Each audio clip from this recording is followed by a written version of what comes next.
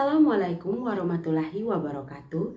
Shalom, Salve, Om Swastiastu, Namo Buddhaya, salam kebajikan, salam sejahtera untuk kita semua. Halo, perkenalkan, nama saya Agnesia Monika Maufoju dengan NIM 2109010001,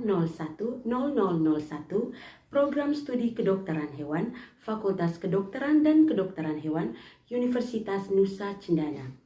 Video ini kembali saya buat untuk memenuhi ujian akhir semester mata kuliah umum Bahasa Indonesia. Sebelum lanjut pada pembahasan, jangan lupa teman-teman untuk like, komen, dan subscribe YouTube channel ini. Pada video kali ini, saya akan membahas mengenai ragam dan variasi bahasa, serta faktor apa saja yang dapat mempengaruhi ragam dan variasi bahasa tersebut. Bahasa merupakan alat komunikasi yang bersifat universal. Dalam penggunaan bahasa, terdapat perbedaan-perbedaan penggunaan bahasa yang disebut dengan ragam bahasa. Ragam bahasa merupakan bentuk bahasa yang bervariasi menurut konteks pemakaiannya. Ragam bahasa tidak berfungsi sebagai atribut tetap. Seorang pembicara bahasawan yang kompeten biasanya menguasai berbagai jenis ragam bahasa dan mampu menyesuaikan ragam bahasa yang dipakai dengan situasi dan tujuan berbahasa.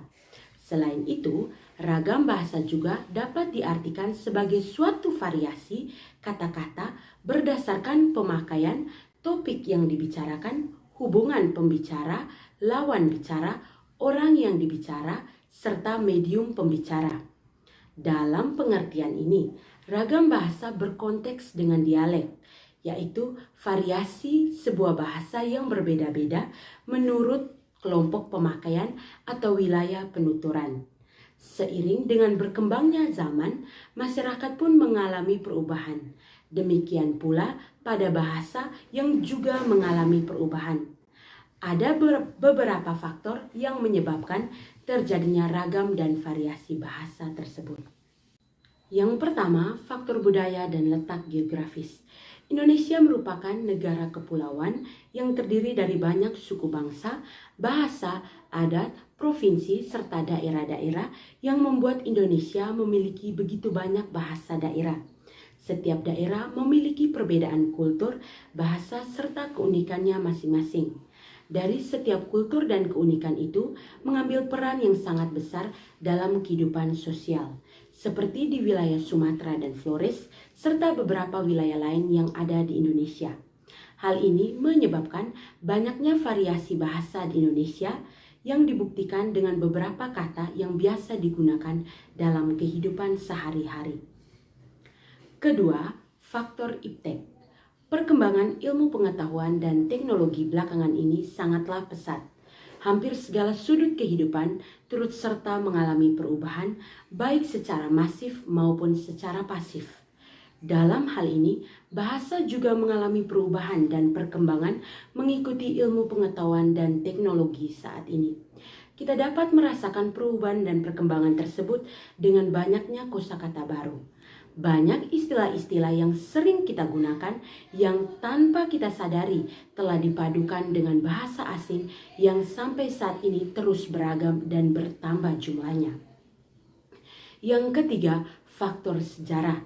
Seperti yang kita ketahui bersama bahwa Indonesia memiliki sejarah panjang mulai dari kerajaan sampai penjajahan.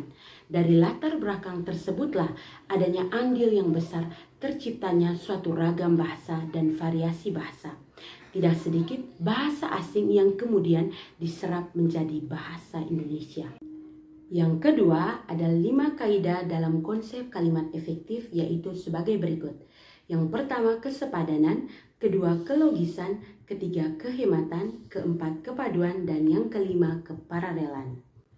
Berikut ada beberapa kalimat yang tidak efektif serta kalimat yang melanggar kaidah dalam konsep kalimat efektif. Yang pertama, pencuri itu berhasil ditangkap polisi. Kalimat ini melanggar kaidah kelogisan yang merupakan ide kalimat dalam kalimat efektif yang dapat diterima atau dimengerti oleh akal dan sesuai dengan kaidahnya. Kalimat ini dapat diubah ke dalam kalimat efektif menjadi polisi berhasil menangkap pencuri. Yang kedua, Dirgahayu HUT RI ke-74. Kalimat ini melanggar kaidah kepaduan. Artinya, kalimat efektif memiliki kepaduan pernyataan sehingga informasi disampaikan tidak terpecah-pecah. Kalimat ini dapat diubah menjadi kalimat efektif menjadi Dirgahayu RI ke-74. Yang ketiga, pembunuhan dan rampokan itu tergolong sangat kejam. Kalimat ini melanggar kaidah kesepadanan, yang artinya keseimbangan antara gagasan atau pemikiran dengan struktur bahasa yang dipakai dalam kalimat. Kesepadanan dalam kalimat diperlihatkan dengan adanya kesatuan gagasan dan kesatuan pikiran. Ciri-ciri kalimat yang memiliki kesepadanan struktur yaitu memiliki subjek dan predikat yang jelas serta tidak memiliki subjek yang ganda di dalam kalimat tunggal. Kalimat ini dapat diubah ke dalam kalimat efektif menjadi pembunuhan dan perampokan itu tergolong sangat kejam. Yang berikutnya, kalimat Yun menceritakan tentang pengalaman kuliahnya. Kalimat ini melanggar kaidah kecermatan yang artinya cermat dan tepat dalam memilih kata sehingga tidak menimbulkan kerancuan dan makna ganda. Sehingga kalimat ini diubah ke dalam kalimat efektif menjadi Yun bercerita tentang pengalaman kuliahnya. Berikutnya, kalimat pilihlah salah satu jawaban dengan benar. Kalimat ini melanggar kaidah kehematan yang berarti tidak menggunakan kata-kata atau frasa yang tidak perlu digunakan. Untuk menghindari pemborosan kata di dalam kalimat, hal yang harus diperhatikan adalah yang pertama, menghindari unsur yang sama pada kalimat majemuk. Berikutnya, menghindari kesinoniman dalam kata dan menghindari penjamakan kata pada kata jamak.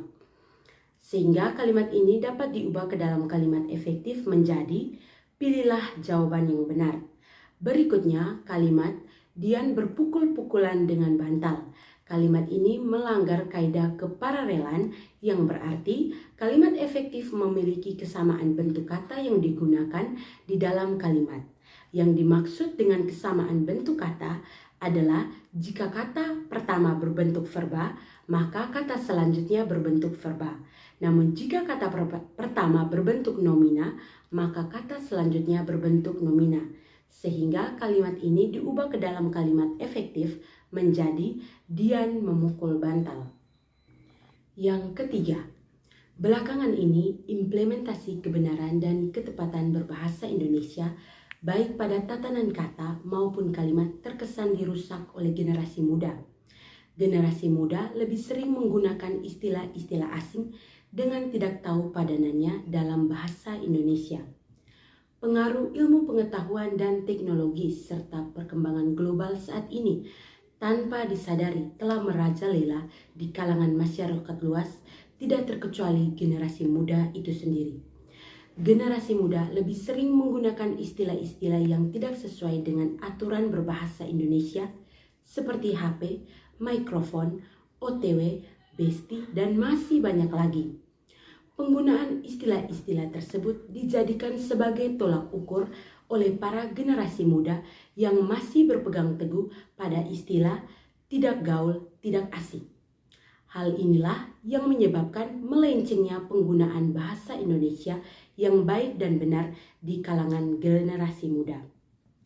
Oleh karena itu, solusi yang solutif yang dapat saya tawarkan sebagai generasi muda yang peduli implementasi kebenaran dan ketepatan berbahasa Indonesia, yaitu perlu adanya suatu keputusan yang diambil yang bersifat pasti dan tetap oleh pihak-pihak berwenang seperti pemerintah dalam arti Menteri Pendidikan maupun institusi pendidikan itu sendiri dari jenjang pendidikan dasar sampai tingkat perguruan tinggi berupa suatu aturan yang mewajibkan semua elemen terutama generasi muda untuk mendalami dan mengimplementasi kebenaran serta ketepatan berbahasa Indonesia.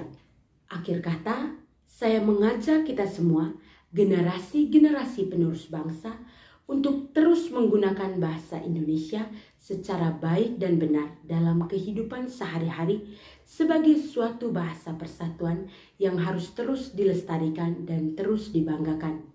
Semoga video yang saya buat ini dapat memberikan edukasi bagi kita semua terutama generasi muda penerus bangsa.